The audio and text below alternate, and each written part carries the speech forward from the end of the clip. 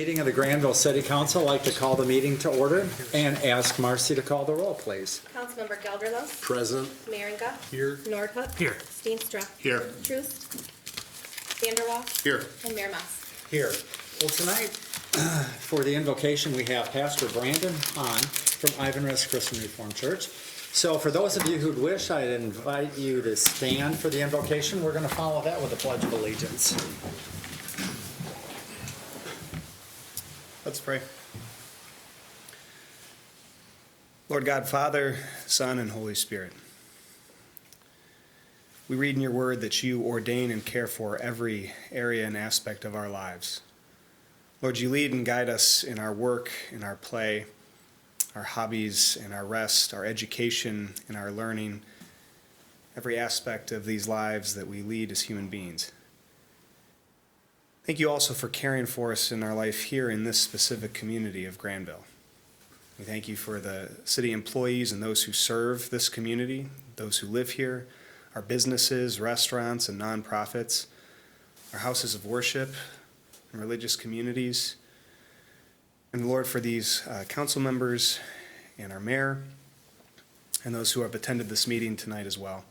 Give us wisdom and discernment in this evening as we go about the items on the agenda. Lead and guide us so that we may glorify and honor you. We pray this in your name. Amen. Amen.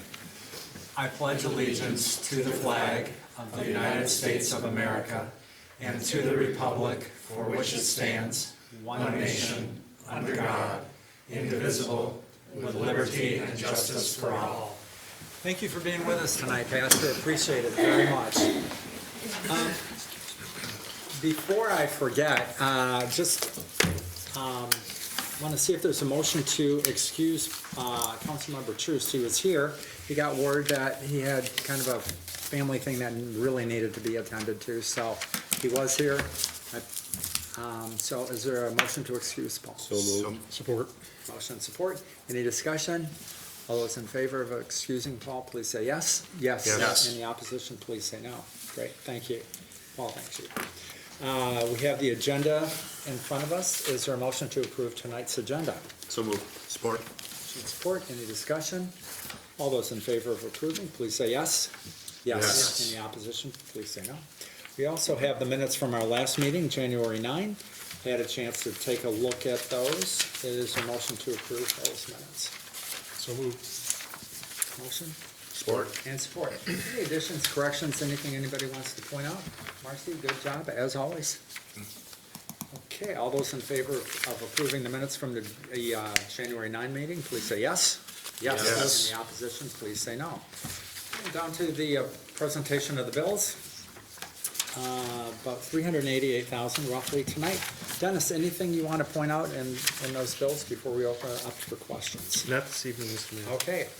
Any questions for Dennis or Jane? Anybody else about the bills? Okay, if not, is there a motion to approve the bills tonight in the amount of $388,287.23? So moved. Motion? Support. And support. Any final questions, comments? Marcy, would you call the roll, please? Councilmember Meringa. Yes. Nordhook. Yes. Steenstra. Yes. Vanderwall. Yes. Gelderlos. Yes. And Mayor Mas. Yes. Tonight we have a presentation from Todd, our Clean Water Plant Superintendent, about the Ottawa County Road Commission Sewer Disposal Agreement. I think you have some comments, and then probably Randy has some comments too before we open up for questions. Okay, we also have Paz Tiskevich here from the Ottawa County Road Commission to be able to Oh, great. have some insight Welcome. into the Welcome. discussion as well. Okay. So, thank you, Mr. Mayor. I tried to highlight as much as what's going on in my memo. We've had a long relationship with Ottawa County, a lot of regional cooperation here. We built the plant in 1964. And almost immediately in 1968, they became a customer of ours, and we've been working with them ever since. As growth happened throughout the area, as state and federal regulations happened, there were changes to the plant, there were changes to relationship, and we wound up with a lot of documents. We were amended, And all of these still have some relevance today in some fashion. We have an industrial pretreatment agreement from 1985 that we've walked through, and then some things have happened since then with the expansion and the current solids handling project and the wholesale rate analysis. So quite a bit in here. Quite a few players that have been involved in this for a long time that are very familiar with it are now slowly getting closer to retirement. We've lost Ken and Tammy and Dan Carlton and Georgetown Township, and lost probably isn't the right word, but they're just not in the mix anymore. And we felt that now was a good time to take the relevant pieces out of all these documents and put it into one restated document that's relevant for today, that is clear, concise, and for future generations of administrators and government officials for the plant, they could understand what the relationship is. I'll let Randy explain what a restated agreement is and also what an amended agreement it is, because we're doing two things with this. We're doing an amended and restated agreement. We've taken all of the relevant information out of the previous documents, and we've also, Ottawa County has expressed an interest in a few different things that they want to have included in the updated documents. So I'll let Pat walk you through those, and if Randy can help with any of the legal language, I think that would be helpful. Okay.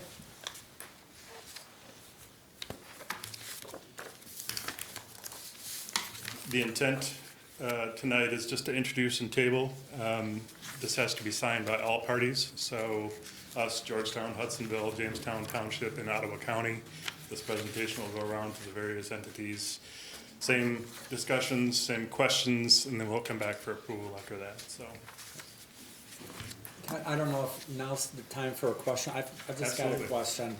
Oh, you answered one of the questions that I had was on the first page, and that's, I remember when we added four sections of Blendon Township.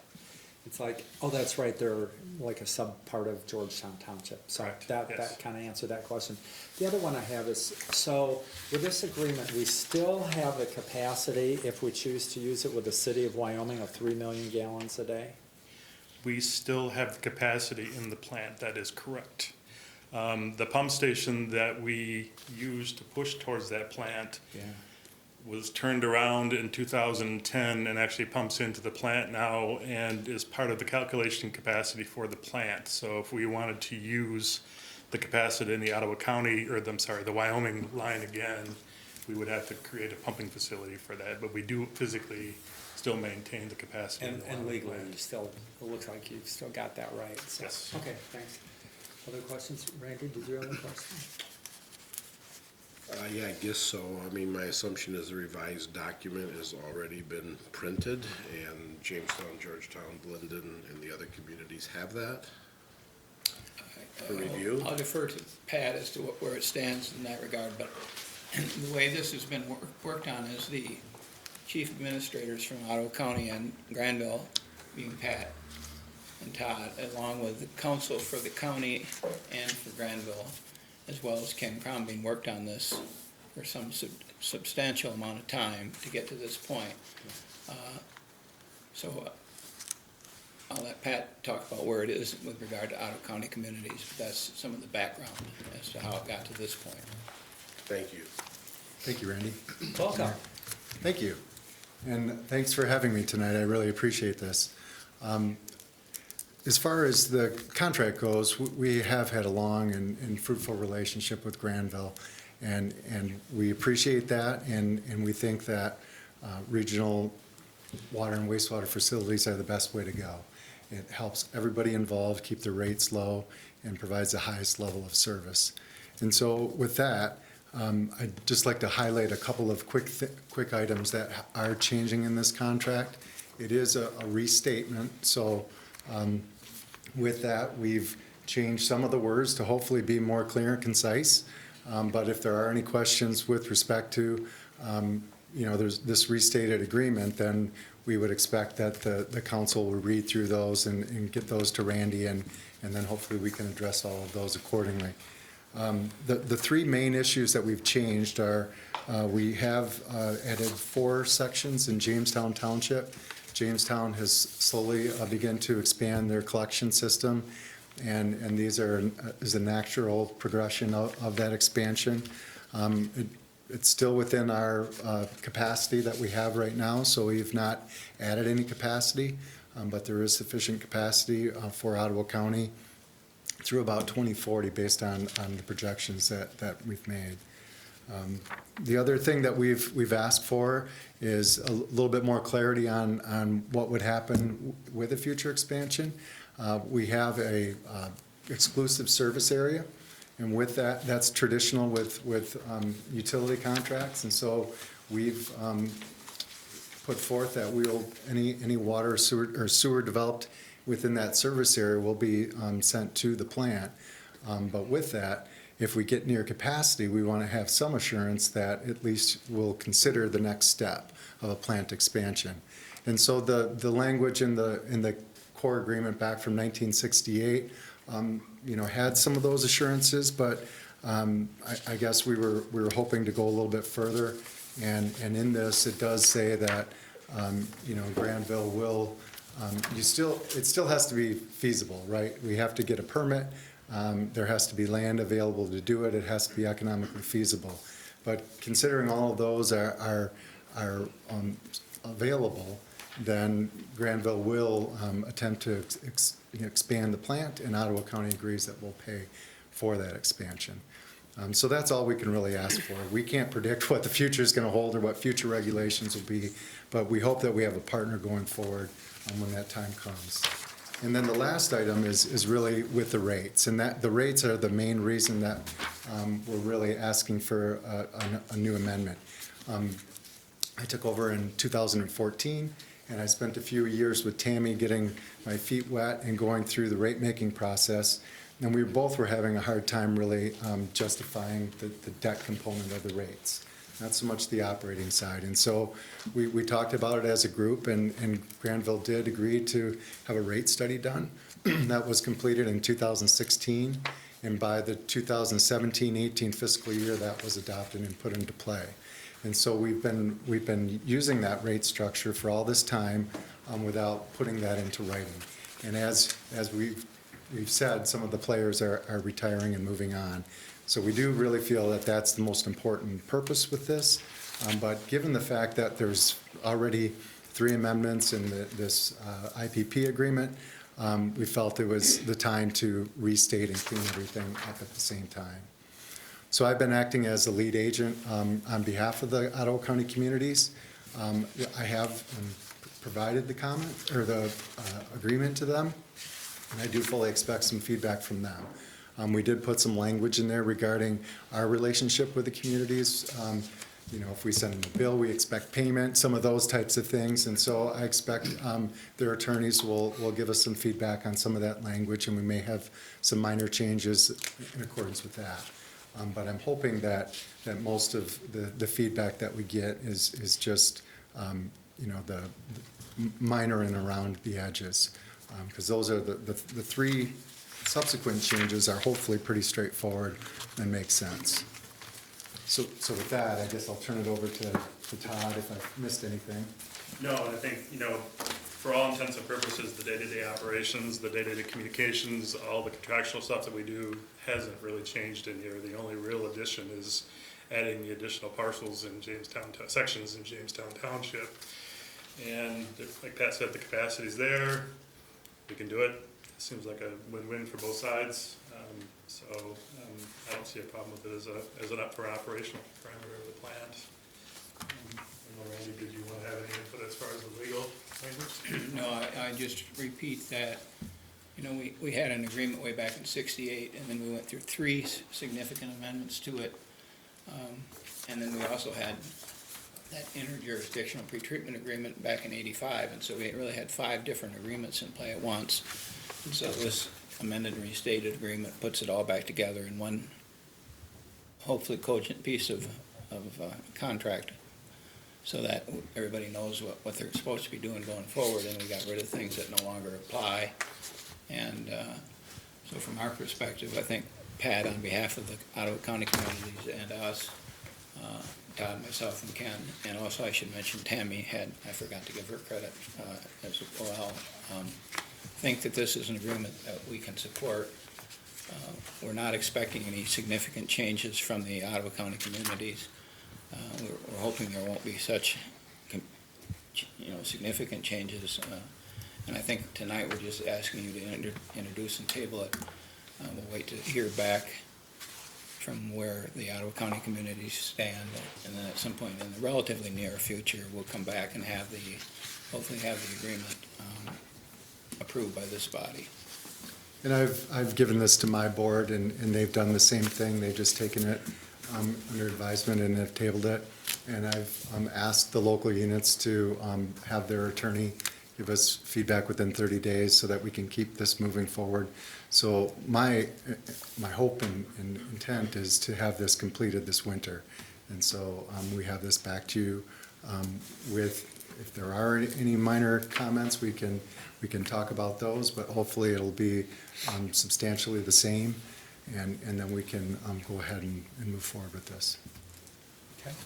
So Randy, the requested action is to just introduce it as, I guess actually all you have to do really is, this isn't an ordinance, so you just really can table it Okay.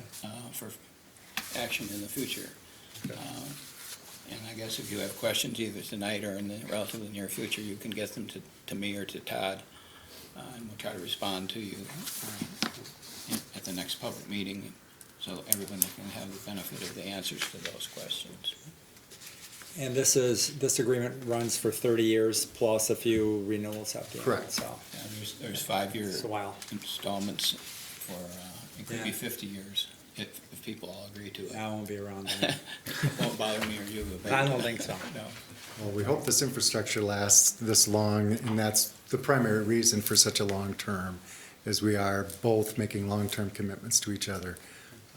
So, Anybody on council? Randy, questions? Just Anybody my else? hope, expectation that we have the final draft with a few weeks to review it ourselves before the changes are made, that we don't get it on a Thursday or Friday, expect to go down to Monday, so we'll have time to kick it around.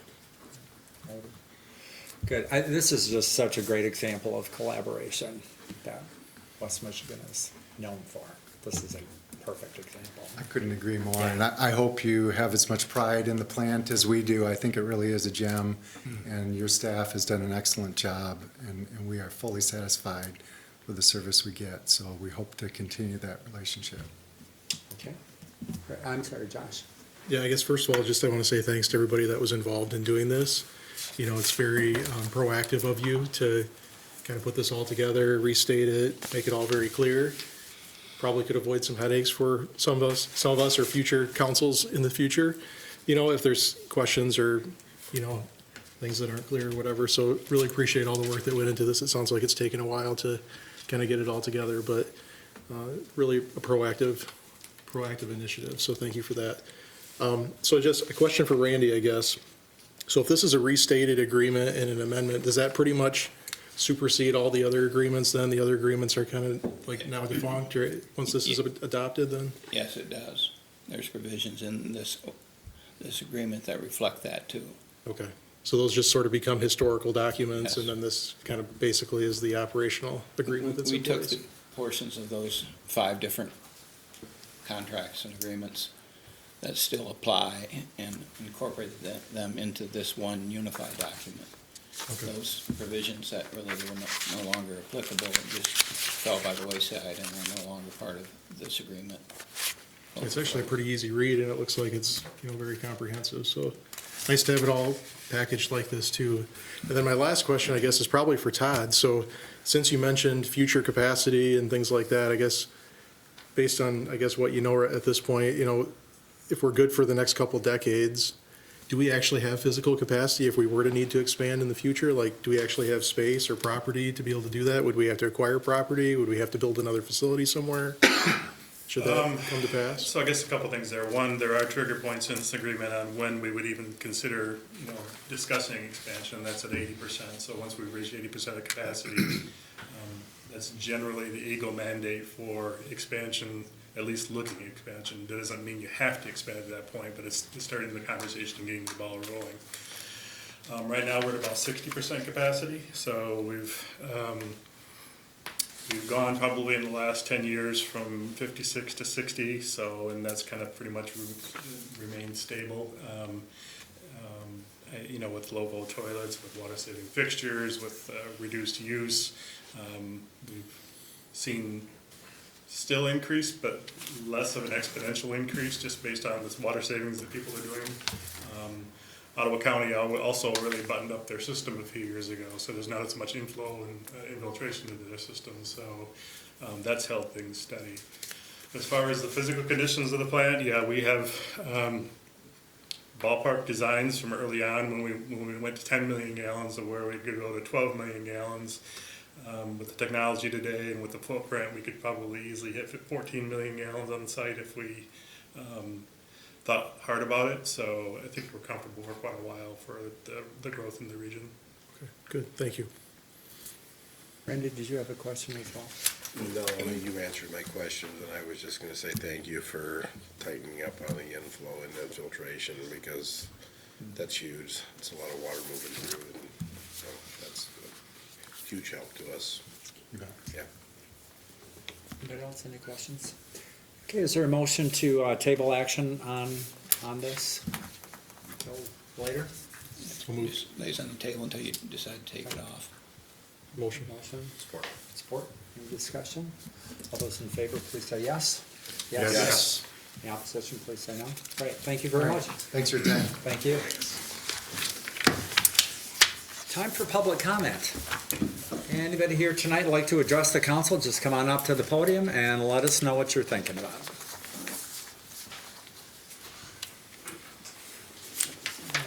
Okay.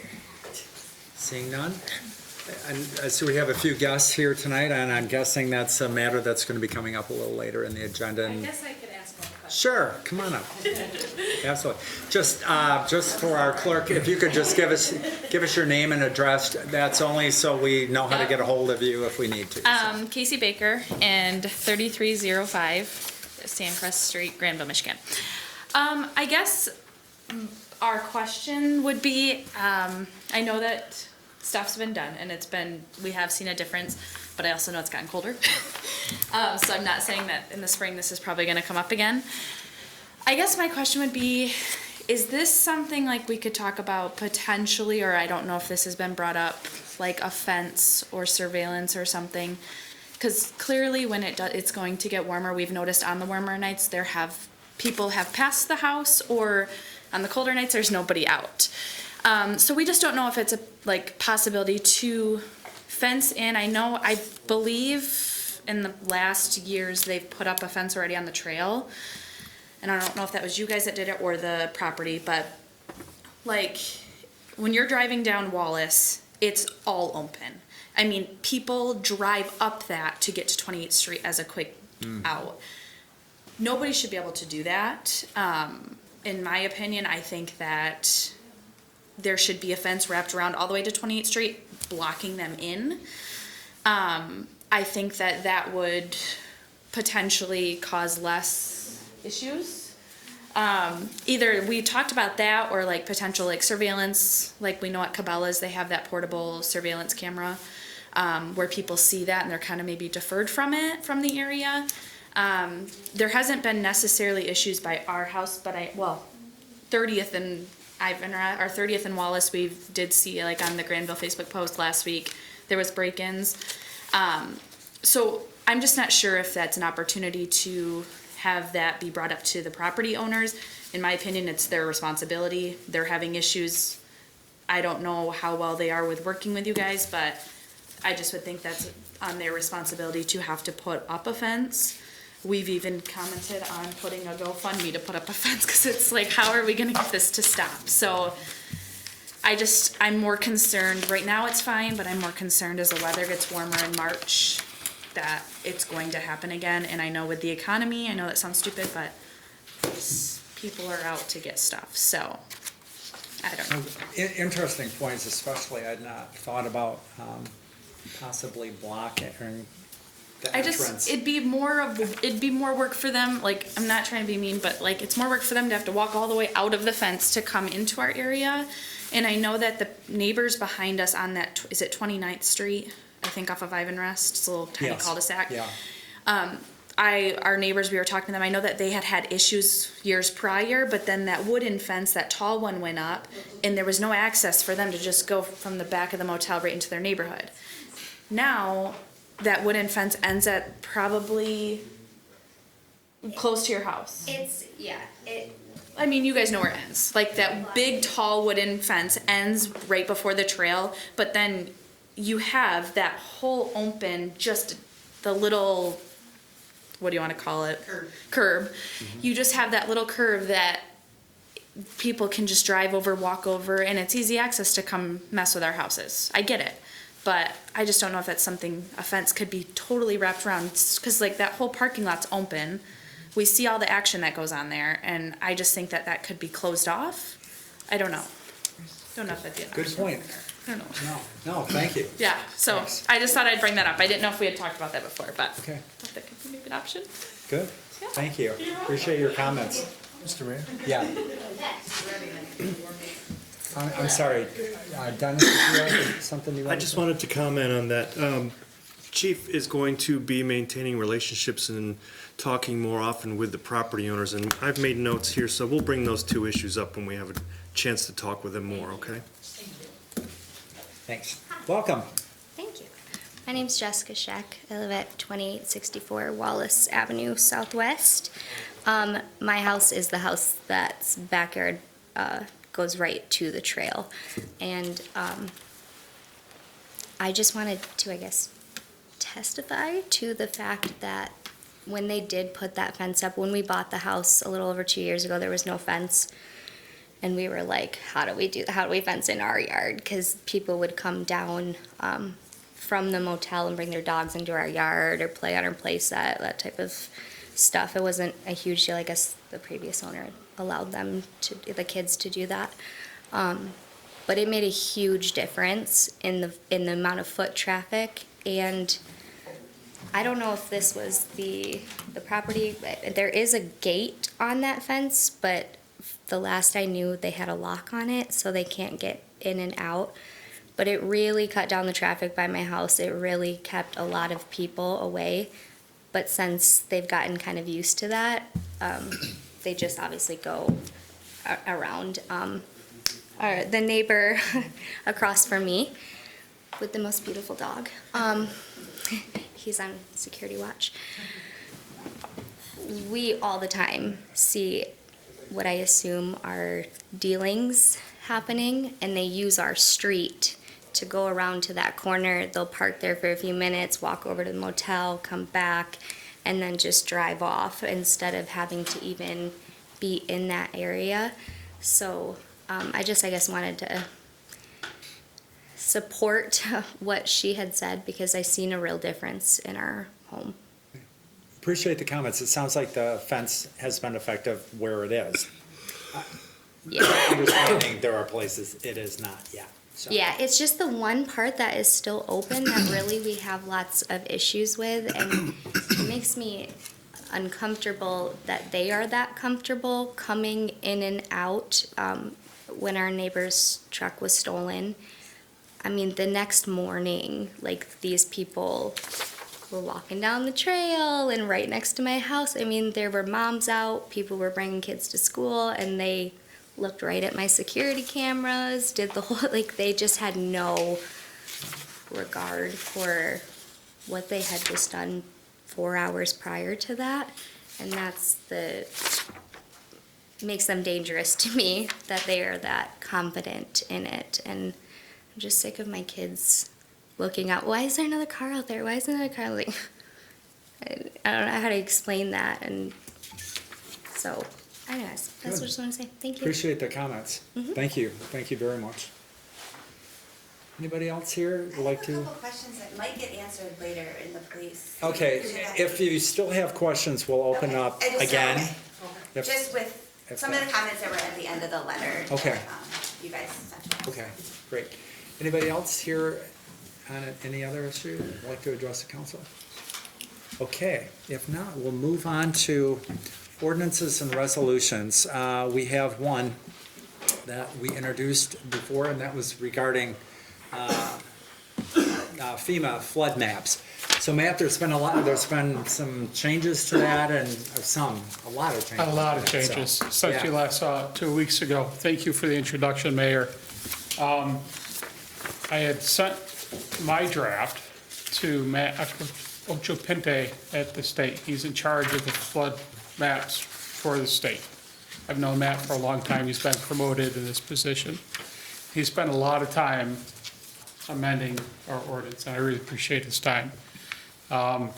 So tonight, we are amending and restating, given the amount of changes that have been made since you last seen it, in the best interest of the city. I'd be happy to answer any questions that you may have. Randy, was there a comment you wanted to make, because we have introduced it before, but there's been a lot of changes, so. Yes, Matt and I talked about the fact that, given the changes that the state wanted us to make, being substantial in nature, that we aren't really comfortable having you just simply adopt an ordinance that was introduced last time with all of these multiple changes, most of which are really cosmetic, not significant, but nonetheless, there's a lot of red ink.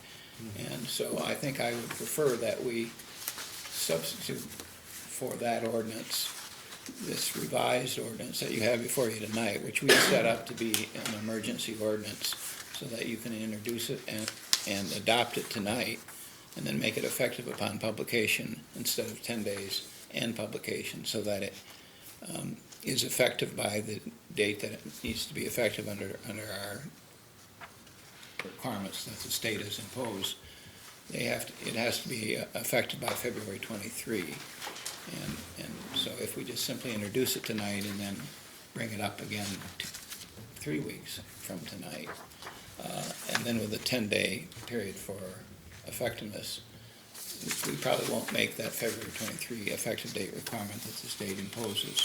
So to address that, we've set this up as an ordinance that can be adopted as an emergency ordinance, assuming at least 5 of you vote for that. And then it can become effective upon publication, and we'll then have it be effective prior to the necessary effective date that the state's imposed. So with that long-winded discussion, that's what we're asking you to do tonight. Okay, so that's still, this is the clean copy, 281-C of the ordinance. Right, and that, as you'll see, it has a section 2 in it that makes it effective upon publication instead of 10 Okay. days after. Okay. And then section 3 of it has been set up to make it an emergency ordinance. And as an emergency ordinance, you need 5 Yes, affirmative the votes? charter rather- requires 5 votes for Okay. an emergency ordinance. And the charter then allows you to make it effective earlier than the normal effective date process. Again, assuming it's an emergency ordinance, which requires 5 votes. Questions for Randy or Matt before we consider this? JR? It seems like the majority of this is just deleted information, Yeah, that's, which I guess is good. It's not added information that we need to sit down and digest. I don't believe there's any significant changes that you need to really deliberate on. Basically, it's what we had before. What Matt did was try to make as few changes as are necessary to adopt the new flood insurance rate maps. The state's employee felt, I guess, obligated to go above and beyond that and cleaned up the ordinance, so to speak, but I don't think added any substantive provisions that you need to really be concerned about. Yeah, I mean, I'm reading this and just making sure that none of our residents would be even more negatively impacted, potentially not. I think that's true, and I'd also add that we really can't do much about it. The state has their requirements for floodplain regulations in the state, and this accomplishes what the state requires. Any other questions? Otherwise, is there a motion to adopt ordinance number 281-G as an emergency ordinance? So moved. Motion Support? and support. Any other questions, comments? Not. Marcy, would you call the roll, please? Councilmember Nordhook. Yes. Steenstra. Yes. Vanderwall. Yes. Gelderlos. Yes. Merringa. Yes. And Mayor Mas. Yes. The consent agenda, we have a number of reports, the fire EMS report and investment report from December, both of those reports. We have the minutes from the July 4 celebration committee from January, the Downtown Development Authority's minutes from last week, January 12th, or the week before. Also, the Zoning Board of Appeals minutes from January 18. And we have a few purchase orders, so adoption of the consent agenda would be in the best interest of the city. And that would be for 3 Chevrolet Tahoes and 2 GMC trucks. If I got that right, Charlie? Okay. So is there a motion to adopt, or, yeah, the consent agenda in the best interest of the city because of those purchase orders? So moved. Motion. And support. Any other questions or comments? Marcy, would you call the roll, please? Councilmember Steenstra. Yes. Vanderwall. Yes. Gelderlos. Yes. Merringa. Yes. Nordhook. Yes. And Mayor Mas. Yes. Okay, city managers report. Dennis? Thank you, Mr. Mayor. The only item on the city manager's report this evening is to report the outcomes from the police department's stepped-up activity around the Grand Mark. Following the meeting in January, where citizens living around the Grand Mark came and made comments and voiced their concerns about different criminal activities that might be going on there. The police department rolled out a program of enhanced patrol. Since that time, they have devoted 105 hours towards stepped-up patrol around that area. They've been working more aggressively with KNET, and they've been talking with our code enforcement efforts in and around the Grand Mark Hotel.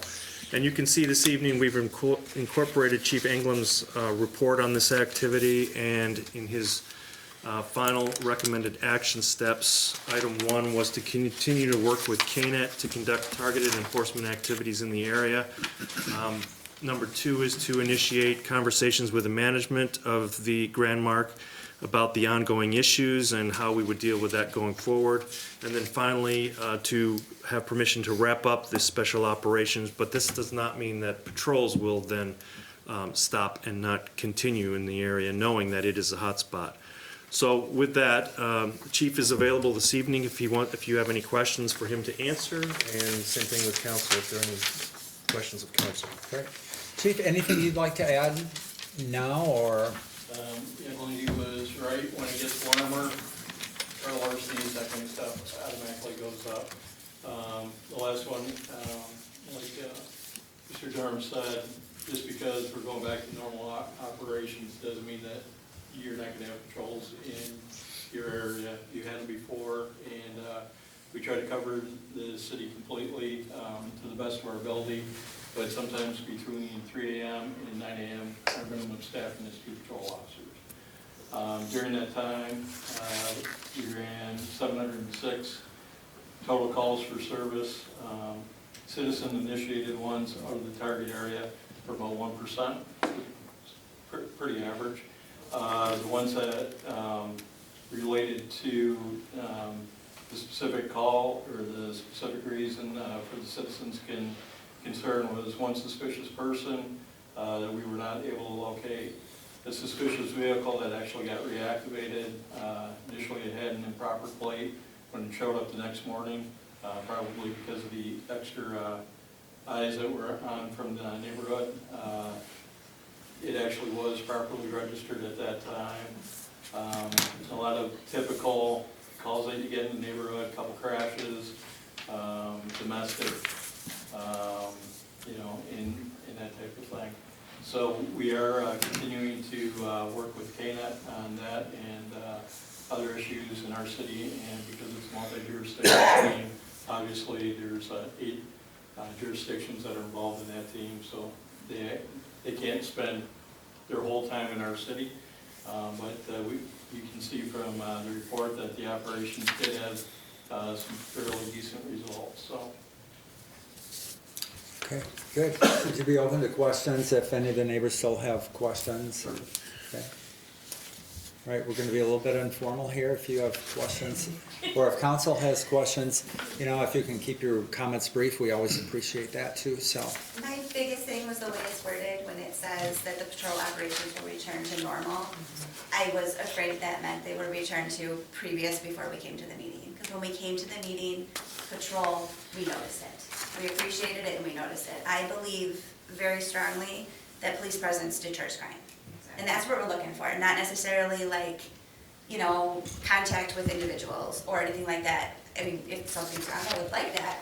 But I just think people, the police being in the neighborhood is gonna deter it. The more they see it, the less they're gonna wanna do something wrong, because who knows when they're gonna come by.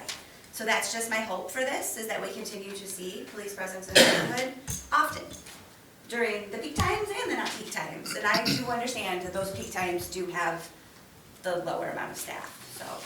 We understand all those things. We have really appreciated that this has been taken, it seems, quite seriously. And we just don't want to see it go away. Because I do think that in long term it will help. The more you see a police car, the less likely you are to commit a crime. I think, I mean, that's what I've always learned. Well, we saw it, if we saw it, they saw it. And- Yeah. And that might be part of the reason for the lower activity, because we saw them often. So that was my main thing that I just wanted to put it down to. The other thing I just have a question of, the code enforcement, what is that? Like, what would we be working with, Grand Mark, with the inclusion of code Matt, enforcement? What does that exactly mean? Matt probably can answer that We have a best. part-time code enforcement officer. It's actually a police officer who works for another agency outside Grandville. He works for us his off days, as well as on weekends. So he's in the area. If he sees a junk car, if he sees, if he drives through their lot and sees a junk couch, or he's also a trained officer, so if he sees things illegal, he knows all of our officers. He has contact with them. He can let out other officers know that these issues are there. He also does all his reports on his laptop, what he has in his vehicle, which is an old police cruiser. So he's been parking in the parking lot and doing his reports, again, I just think all that stuff is good, it's important, and that's what we just want to see continue, and we appreciate everything that you have done so far. So we appreciate your comments. We appreciate that you came to the council in December and again tonight. We do take your concerns seriously. It doesn't matter that you're here. And just because you have the report doesn't mean there won't be ongoing discussions with the management of Grandmark and continued police presence. We don't consider it's totally The way it was worded, stopped. Okay.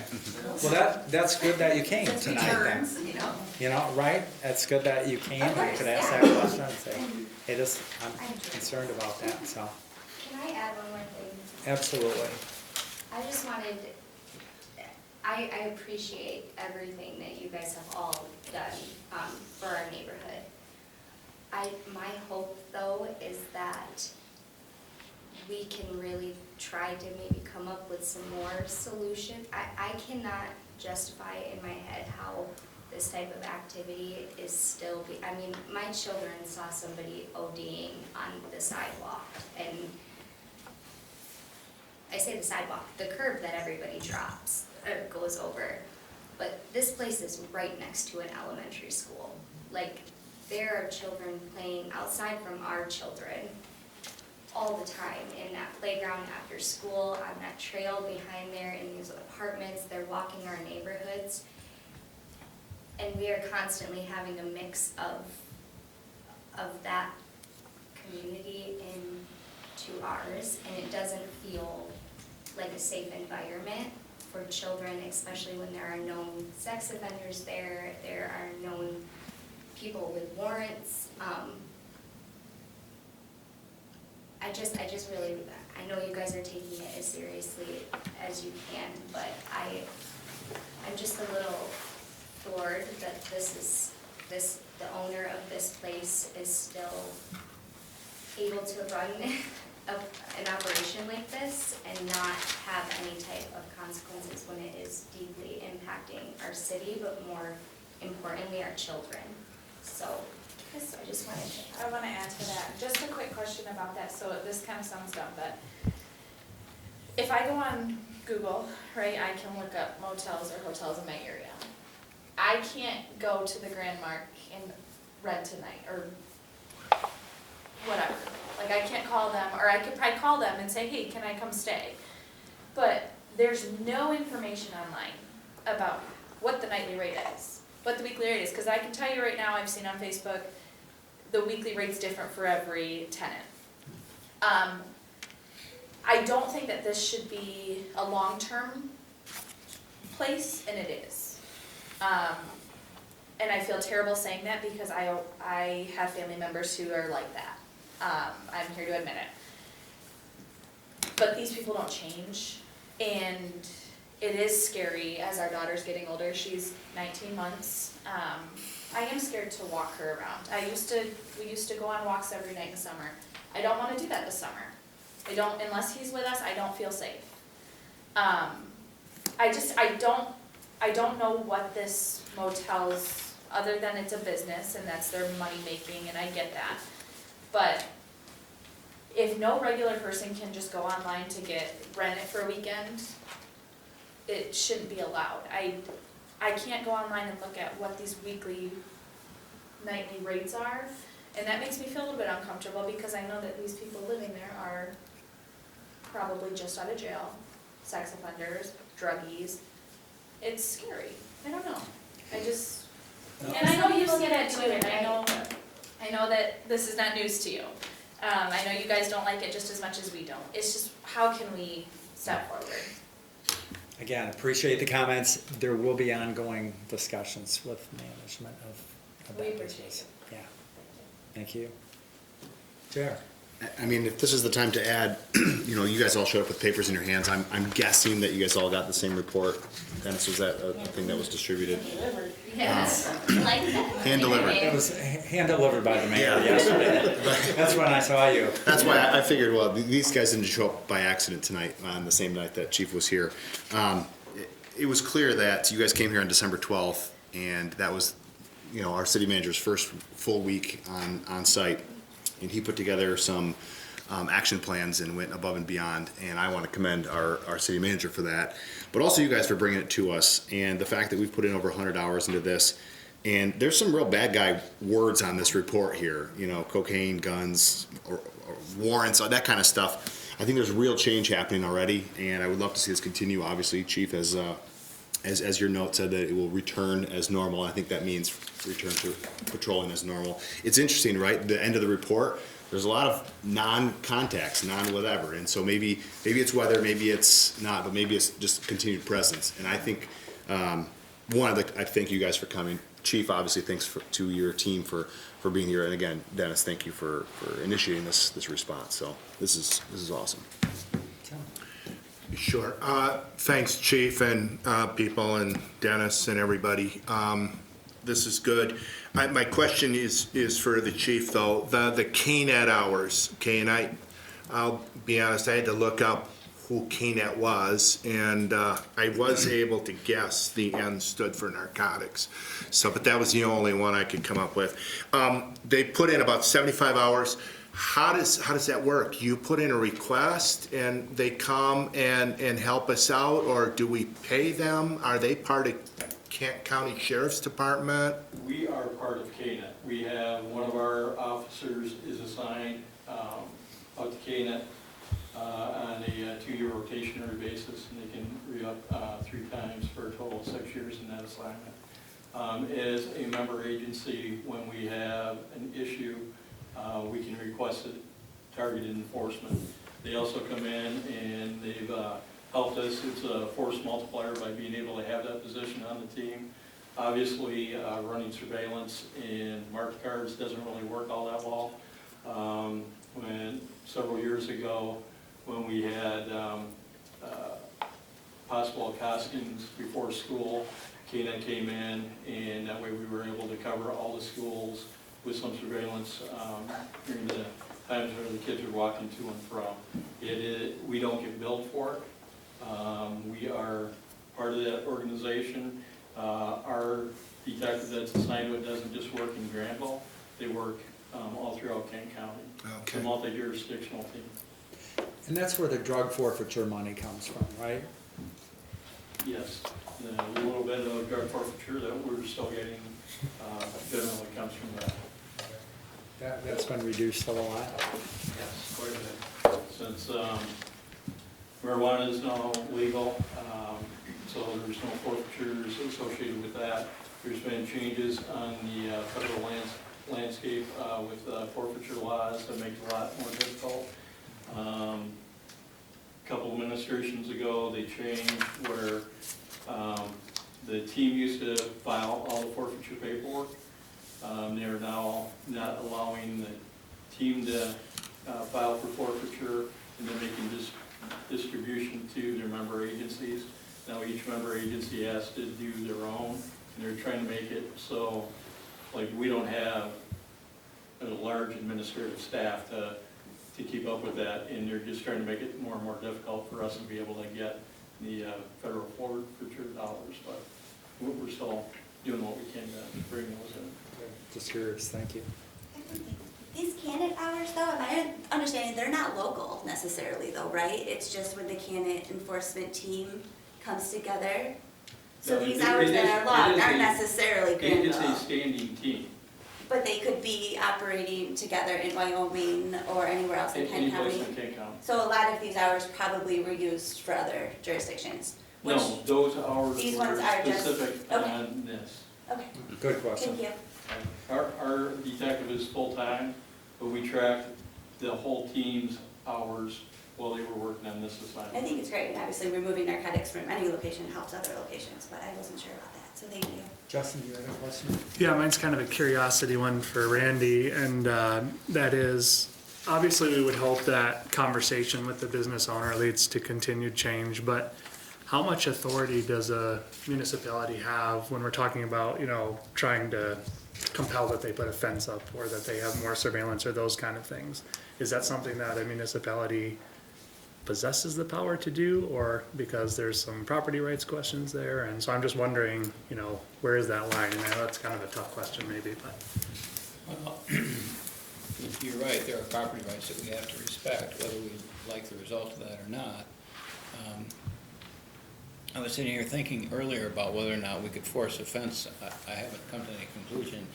I'm thinking, is there some way to do a special assessment of some sort for improvements that might include that? But that's typically, special assessments involve improvements to public property, not private property. So I'm not sure that would help us. But you give us some time to think about what we might be able to do. There's sometimes the ability to adopt a hotel registration requirement so that you can't treat them individually differently, but you could perhaps try to adopt some sort of hotel registration ordinance that would apply to all hotels in Grandville, including this one. That might have some impact on the way they conduct business.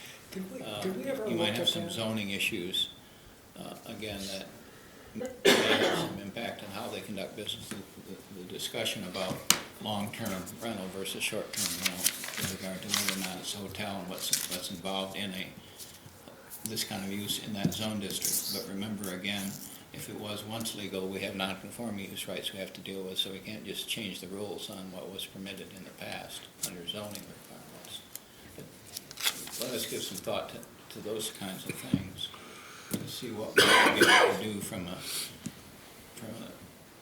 enforcement perspective with regard to ordinances that apply to everyone, but particularly might have some impact in this case. Great, thank you. Mr. Mayor, we've already reached out to a number of communities that have a hotel registration program in place, and we've got our hands on a model ordinance. I think, is it Holland? Yeah. So we're working with our colleagues in other communities to try to see what kind of information we can collect. But as you can imagine, coming up with a new registration requirement for all hotels in the city of Grandville, there is going to be pushback from the current property owners. So we want to make sure that we're doing it in a very deliberate way. I have one more question, I'm sorry. Are the people that are long-term staying there, are they considered, like, they're considered residents of Grandville? Does anybody, like, I'm not sure who I would ask. And Marcy is our clerk, and she keeps track of registered voters. We can register there. So do they pay city taxes like we do? Well, I mean, property taxes, I'm sorry, but so they don't pay any type of, They anything pay the into the same kind of city? taxes that any renter in an apartment complex might be paying. I mean, those people, when you rent in an apartment, you don't pay property tax directly, but you pay as part of your rent. That's the same Okay. situation here. Those folks that are living there are paying property taxes through the owner of the hotel Right. as Okay. part of the rent. Thank you for clarifying. Anything else, Dennis? That's it for this evening. Okay. Josh. Yeah, I guess a couple things that just popped in my mind. When Justin was asking about the ability to impose like a fence or something, I wonder if there's any easements in there that maybe would apply as far as any public property we could look at for where an improvement might go. You certainly can, you can improve your own property, whether it's, you have an easement or fee. As long as the city has a right to it, it can control the use and the improvements within that property. Typically, though, I think many easements are very specific on what will be done on the property, so. Correct, there are limitations as to use in most easements. They're not blanket, you can do anything you want. Okay. Kind of documents. I guess to the point that was made about, different rents for different people type of thing, isn't there any kind of fair housing laws that come into play with that type of thing, or? Again, there might be. Not necessarily a city issue. That's why it's a lot more difficult to impose these kind of things than you might think, because of all the other kinds of rules and regulations that apply to how you, as a government, conduct business. You can't discriminate against one class of persons, generally speaking. And if you do, you have to have a very good reason to do so. Right, I guess I'm just thinking of perhaps the property owner's taking advantage of some people by charging different rates to different people and that sort of thing. That I don't know if that'd be a state law type of thing, or that would be a local ordinance type of thing. It's if there's typically not something that a local municipality is going to deal with. Unfair business practice type of thing. We don't have rent control, if you will, Right. in local government. And then I had one more question, if I could, for the chief. So just to clarify on your report, when you say contacts, is that officer-initiated contacts, or is that someone coming and having contact with the officer either when they're on patrol? So it could be somebody in the neighborhood coming and approaching the officer to, talk to them or share something with them that they saw, or it could be the officer approaching somebody that's in the area to maybe contact, either way? Either way. Okay. And it wouldn't necessarily be, it'd be like an in-person contact, or it would be like a call? That'd be different? Calls were detailed on that report. That's different then? Yeah. Okay. Thanks. I appreciate the report too, very detailed and thorough. Andy, you had another comment? One final comment with regard to local hotel registration ordinances. Matt did send me a copy of the Holland ordinance. And it's very comprehensive, but as Dennis indicated, it's very complicated to adopt these kind of ordinances because they must apply to all potential people that are impacted by that ordinance. But beyond that, the one in Holland in particular it incorporates a whole host of other ordinances. It's really not a standalone ordinance. It has impact on a whole host of other things, building codes, all kinds of other things. I can't remember the list of them now, but there's half a dozen different ordinances that in turn are incorporated into that ordinance. And so if you want to do something like that here, it's going to be a significant undertaking and something that will take some time to even develop how you might do it. Time for council member comments. Randy, let's start with you tonight. Not much, I just want to say thank you, all of you folks, for being here. And you certainly done a great job keeping it on everybody's radar screen. And I can assure you that we appreciate it. And I think we as a collective group will just be as creative and resourceful as we can and try to and some solutions for you, so thank you, and I think that's it. Oh, I will say, again, I don't know if this council is still planning on the discussion on affordable housing. Is that 2 weeks from tonight? The 13th. The 13th, all right, I will not be here, but maybe I can give you some of my thoughts ahead of time, so. That's it, thank you. Thanks. Josh? Yeah, not much to add. Thanks again for being here and for, sharing what's going on in your neighborhood. And thanks to Dennis and Chief and the department for, really stepping up the enforcement and getting us some good information about what's going on over there from that as well. So, I guess just to Randy's point, I don't know if there's a lot of urgency that we have to talk about the affordable housing thing on the 13th, or if we couldn't move it back by a couple weeks. If everybody's able to be there that. I won't be here the last You won't be able to be there that meeting meeting in either then? February. Okay. I guess, I don't know, it'd be good to have a full council for discussion. I know Randy has some particular professional expertise in that area, so his opinion would be valued. As would yours, Tim, but it'd be nice if we could maybe do that on a meeting when everybody's planning to be here. How about we send There's out not a any doodle urgency. poll for February, March, and see if we can get something by the end of March, that everybody can be in attendance. Does that sound okay? Does to me. Whenever I throw a definitive date onto a report or something like that, that's to stimulate somebody to say, I'm gonna be out of town. Yeah. Let's look for a different date. Yeah, no, it's always good and everybody can be part of those discussions, I'm sorry, Florida is calling. That's all I have there. Thanks. Justin? We could maybe discuss moving the meeting to Florida, if that is something. There you go. I'll host. Yeah. No, I concur with everything. Thank you very much, all of you, for coming and bringing this to our attention again. And thank you to the chief and all the officers who are taking action, and to Matt and Randy and Dennis and all those involved, and trying to look at what steps we as a city can take. So other than that, I have nothing to add. Thank you. I have nothing to add. JR? Nothing additional. Thanks, folks, for coming. Okay, I just have a couple things, just kind of FYI. A couple weeks ago, the 6 area mayors hosted just an informal get-together, and invited all the county commissioners, just so we can think of any other ways that maybe we can collaborate and just get to know our county commissioners. So that was kind of a nice event that we had. Also, I think a week ago Saturday, Tim and I were at a breakfast for the community foresters. There's 10 people who become community foresters, and just we had a nice informal time with them as well. Sure did. So, and again, folks, thank you so much. It does make a difference when you come. So thank you. Is there a motion to adjourn? So moved. Support. Support. All those in favor, please say yes. Yes. Any opposition, please say no. Great, thanks.